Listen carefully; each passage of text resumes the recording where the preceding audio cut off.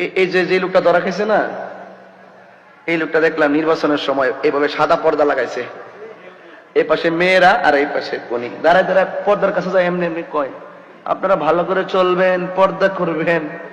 আর হোটেলে যায় একসাথে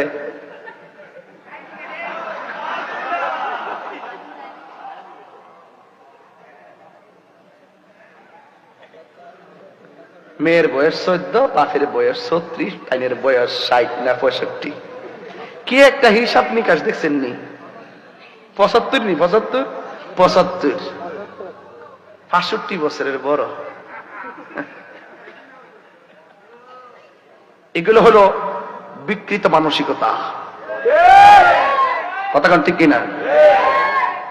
যাই হোক, আমি বলতে চেয়েছিলাম এগুলোর ফলোয়ার আছে, আবার এগুলোর ফলোয়ার আছে, সুন্দর সুন্দর কথা কয়।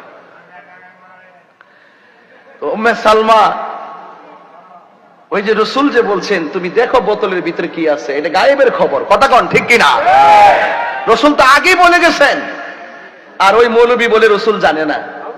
রসুল নাকি মূর্খ? নাউজুবিল্লাহ না কেন?